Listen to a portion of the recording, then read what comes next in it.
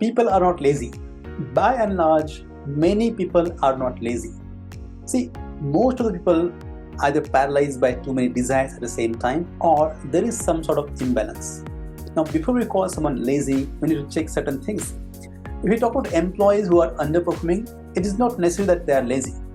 There can be certain aspects we need to cross-check before we call them lazy. First and foremost is we need to understand that every single individual has some values, some belief, and some passion or interest. If the given work or the task is not aligned to the individual's values or interests, of course, the person will feel detached. And when a person is not connected or not aligned with the given task, he or she will not be able to perform because that does not interest them. That is not aligned with the values of that particular individual. So aligning individuals' values and belief with the task is more important before we call them lazy. Second important thing is the work atmosphere, right? The work condition. Imagine a work condition which is poor, where there are lack of resources and the environment is toxic. In such kind of environment, even the most dedicated individuals may feel demotivated. So what we see as laziness on the surface may be just the result of the negative environment, negative work condition. Another important aspect is health. Health could be mental or physical. Conditions like stress, anxiety, or physical illness can directly impact the energy of the individuals and the contribution in the work. So if a person is not feeling well, which may or may not be visible on the surface, that can lead to the underperformance. So before we call them lazy, we need to understand if the individual is going through some kind of mental or physical illness, or if they have some underlying issues. Next aspect is clarity.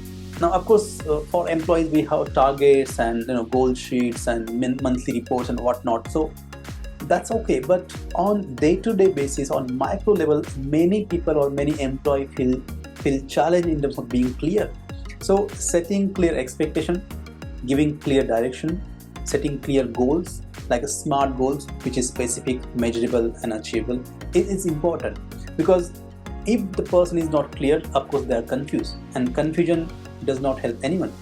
So helping individuals to be clear is important, because many times even the talented individuals face problems in terms of setting priorities, in terms of knowing what they're supposed to do in that exact moment. They know the bigger target, they know the a monthly or the yearly long-term goal, but in that moment what they should focus on, what is it they should take action on. So giving clarity is important before we call them lazy.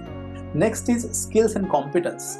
Now, many of the time, if the individual employee is not performing, it could be just a result of lack of skills and the knowledge which is required to perform the task. Another important aspect is recognition and reward. See, when we acknowledge the efforts put by individuals, they feel connected. They know someone is watching and someone knows about their efforts. So when the efforts or the contribution by individuals is not acknowledged, is not appreciated or rewarded, people feel left out, people feel ignored, and that kind of feeling lead to the demotivation and underperformance. They are just demotivated because of the treatment they receive even after contributing. So we need to understand that every individual is different. They all have different personal attributes, and when their attributes are aligned to the work, they feel connected, they contribute more, and of course they perform better, and we see them as a star. And those who do not perform because of n number of reasons, we may call them lazy. So before calling anyone lazy, we need to check few things just like above.